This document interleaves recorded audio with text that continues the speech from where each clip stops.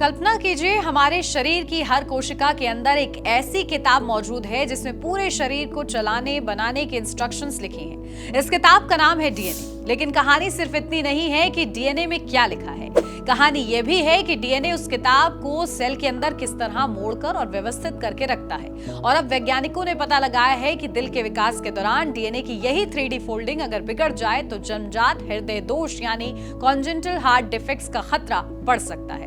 नमस्कार, मैं हूं उन्नति भटनागर और आज बात एक बेहद महत्वपूर्ण मेडिकल रिसर्च को लेकर करेंगे। आखिर डीएनए की 3D स्ट्रक्चर क्या होती है? TBX5 नाम का जीन इसमें क्या भूमिका निभाता है? सिर्फ एक जीन की एक कॉपी में गड़बड़ी होने से दिल के विकास पर इतना बड़ा असर कैसे पड़ सकता है? और क्या इसका मतलब है कि हर कॉन्जेनिटल हार्ट डिफेक्ट डीएनए की फोल्डिंग बिगड़ने से होती है? इन सभी सवालों का जवाब एक एक कर समझते हैं। सबसे पहले बात करते हैं कॉन्जेनिटल हार्ट डिसीज की। कॉन्जेनिटल हार्ट डिफेक्ट का मतलब है ऐसा स्ट्रक्चरल या फंक्शनल हार्ट प्रॉब्लम जो जन्म के समय मौजूद होता है। ये अलग अलग प्रकार का हो सकता है, जैसे दिल के चैम्बर्स के बीच की दीवार में छेद, हार्ट वॉल से जुड़ी समस्या या दिल की संरचना के विकास में दूसरी गड़बड़ियां। यह समझना जरूरी है कि कॉन्जेनिटल हार्ट डिसीज के पीछे सिर्फ एक कारण नहीं होता। जेनेटिक चेंजेस, डेवलपमेंटल प्रोसेस और कई दूसरे बायोलॉजिकल फैक्टर्स इसमें भूमिका निभा सकते हैं। इसलिए आज की रिसर्च को कॉन्जेनिटल हार्ट डिफेक्ट्स की पूरी कहानी नहीं, बल्कि उसके एक महत्वपूर्ण मॉलिक्यूलर मैकेनिज्म को समझने की दिशा में एक कदम माना जाना चाहिए। अब आते हैं डीएनए पर। हम अक्सर डीएनए को एक लंबी डबल हेलिक्स यानी सीढ़ी नुमा मुड़ी हुई संरचना के रूप में देखते हैं, लेकिन अगर डीएनए को एक सीधी लाइन में फैला दिया जाए तो वह एक छोटे से सेल न्यूक्लियस में समा ही नहीं सकता। इसलिए डीएनए को बेहद व्यवस्थित तरीके से मोड़ा और ऑर्गेनाइज किया जाता है। अब इसे एक आसान उदाहरण में समझिए। मान लीजिए आपके पास एक बहुत बड़ी किताब है जिसमें हजारों पन्ने हैं। अगर आप उस किताब को बस दबा कर रखें तो खास पन्ने ढूंढना मुश्किल होगा। लेकिन अगर किताब के पन्नों को चैप्टर्स, सेक्शंस और बुकमार्क्स के हिसाब से व्यवस्थित किया जाए तो दूसरी इंफॉर्मेशन सही समय पर आसानी से एक्सेस की जा सकती है। डीएनए भी कुछ इसी तरह ऑर्गेनाइज होता है। डीएनए की ऑर्गेनाइजेशन सिर्फ जगह बचाने के लिए नहीं है। इसका सीधा संबंध इस बात से है कि कौन सा जीन कब एक्टिव होगा और कौन सा जीन कब बंद रहेगा। डीएनए के अलग अलग हिस्से आपस में 3D स्पेस में कांटेक्ट कर सकते हैं। इस तरह जीन के पास मौजूद रेगुलेटरी रीजन्स, जिन्हें इनहैंसर्स कहा जाता है, दूर होने के बावजूद फिजिकल कांटेक्ट बनाकर किसी जीन को एक्टिवेट करने में मदद कर सकते हैं। यानी डीएनए की कहानी सिर्फ लेटर्स की नहीं है, उसकी शेप और स्पैटियल अरेंजमेंट भी बेहद महत्वपूर्ण है। और यही से हमारी कहानी में आता है TBX5 जीन। TBX5 एक का ट्रांसक्रिप्शन फैक्टर से जुड़ा जीन है। आसान भाषा में ट्रांसक्रिप्शन फैक्टर ऐसे प्रोटीन बनाने में मदद करते हैं जो दूसरे जीन्स की एक्टिविटी को रेगुलेट करते हैं। इसका संबंध हार्ट डेवलपमेंट से है और इसके म्यूटेशंस पहले से कॉन्जेनिटल हार्ट डिसीज, साथ ही हॉल्ट-ऑरन सिंड्रोम जैसी कंडीशन से जुड़ रहे हैं। लेकिन वैज्ञानिकों के सामने एक बड़ा सवाल था। अगर किसी व्यक्ति के पास TBX5 की 2 कॉपीज में से सिर्फ एक फंक्शनल कॉपी हो तो दूसरी कॉपी तो मौजूद है, फिर भी हार्ट डेवलपमेंट इतना प्रभावित क्यों हो सकता है? यही वह सवाल है जिस पर नई रिसर्च ने महत्वपूर्ण रोशनी डाली है। 23 जुलाई 2026 को साइंस जर्नल में प्रकाशित इस स्टडी में रिसर्चर्स ने ह्यूमन हार्ट सेल डेवलपमेंट के मॉडल्स का इस्तेमाल करके देखा कि TBX5 की मात्रा कम होने पर डीएनए का 3D ऑर्गेनाइजेशन किस तरह बदलता है। और यहाँ उन्हें एक महत्वपूर्ण कनेक्शन मिला। TBX5 की मात्रा कम होने पर जीनोम की 3D आर्किटेक्चर के कई स्तर प्रभावित हुए।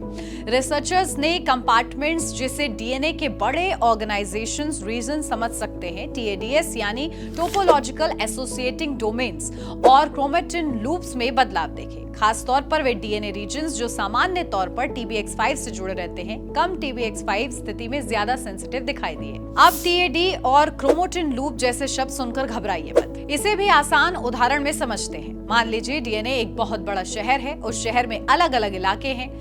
ये हुए कंपार्टमेंट्स। हर इलाके के अंदर कई मोहल्ले हैं। इन्हें आप TADS की तरह समझ सकते हैं। और फिर शहर में कुछ ऐसे रोड्स हैं जो दूर दूर मौजूद हैं, जो इंपॉर्टेंट लोकेशंस को आपस में जोड़ते हैं। इन्हें आप क्रोमेटिन लूप्स की तरह समझ सकते हैं। अब अगर शहर का मैप ही बिगड़ जाए, रोड्स गलत जगह कनेक्ट हो जाए या जरूरी कनेक्शन टूट जाए तो ट्रैफिक ही नहीं, पूरे शहर का काम प्रभावित हो सकता है।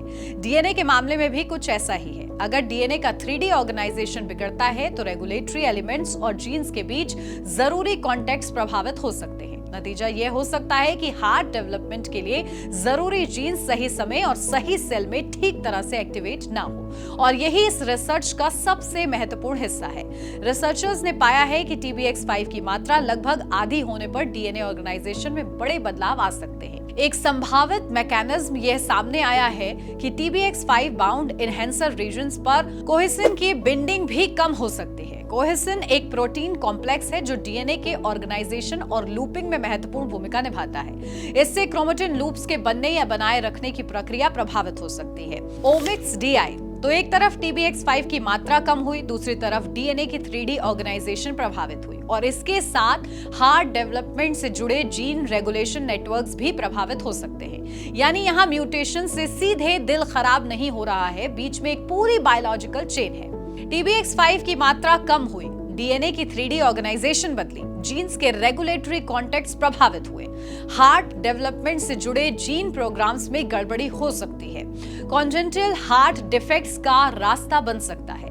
यही इस रिसर्च को इतना इंटरेस्टिंग बनाता है। लेकिन यहाँ एक बेहद जरूरी सावधानी भी है। इसका मतलब यह बिल्कुल नहीं है कि अगर किसी बच्चे में कॉन्जेनिटल हार्ट डिफेक्ट है तो उसकी वजह निश्चित रूप से डीएनए की 3D फोल्डिंग है। कॉन्जेनिटल हार्ट डिसीज कई अलग अलग जेनेटिक और डेवलपमेंटल कारणों से हो सकती है। नई रिसर्च एक स्पेसिफिक मैकेनिज्म पर रोशनी डालती है, खासतौर पर TBX5 डोजेज और 3D क्रोमेटिन ऑर्गेनाइजेशन के संबंध पर। अब एक और दिलचस्प सवाल, अगर एक ही जीन में एक जैसी म्यूटेशन है तो अलग अलग लोगों में हार्ट डिफेक्ट अलग अलग क्यों दिखाई दे सकता है?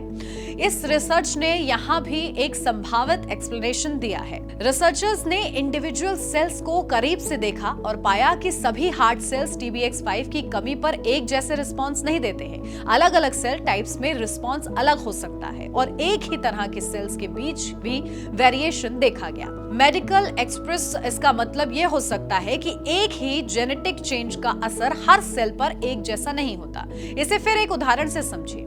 मान लीजिए एक शहर में बिजली की सप्लाई 50% कम हो गई। हर इलाके में इसका असर एक जैसा नहीं होगा। जहां पहले से इलेक्ट्रिसिटी डिमांड बहुत ज्यादा है, वहां समस्या ज्यादा गंभीर हो सकती है। जहां बैकअप सिस्टम बेहतर है, वहां असर कम हो सकता है। कुछ इसी तरह अलग अलग हार्ट सेल्स में रेगुलेटरी नेटवर्क्स और डीएनए आर्किटेक्चर की सेंसिटिविटी अलग हो सकती है, और यही चीज ये समझाने में मदद कर सकती है कि एक जैसे जेनेटिक म्यूटेशन वाले लोगों में भी डिसीज का रूप और सेवेरिटी अलग अलग क्यों हो सकती है। अब सवाल, क्या ये रिसर्च सिर्फ दिल तक सीमित है? वैज्ञानिकों को उम्मीद है कि डीएनए की 3D आर्किटेक्चर में इसी तरह की गड़बड़ी दूसरे डेवलपमेंटल डिसऑर्डर्स को समझने में भी मदद कर सकती है।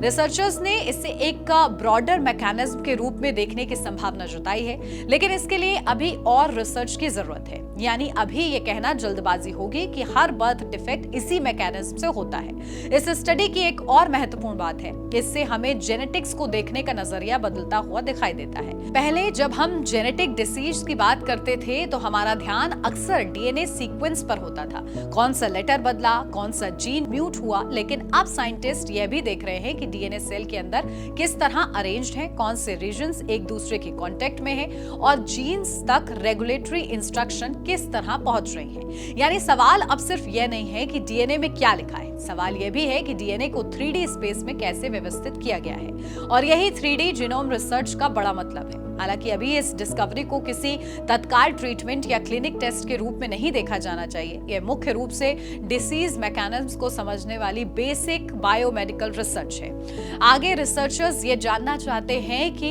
एम्ब्रायोनिक हार्ट डेवलपमेंट के किस स्टेज पर TBX5 जीनोम की आर्किटेक्चर को शेप करना शुरू करता है, और क्या दूसरे डेवलपमेंटल जीन्स के साथ भी ऐसा ही मैकेनिज्म काम करता है। तो अगर इस पूरी रिसर्च को बिल्कुल आसान भाषा में समझें तो कहानी कुछ ऐसी है। हमारे शरीर का डीएनए सिर्फ एक जेनेटिक कोड नहीं है, ये एक बेहद कॉम्प्लेक्स 3D स्ट्रक्चर है। दिल बनने के दौरान इस स्ट्रक्चर का सही तरीके से ऑर्गेनाइज होना जरूरी है।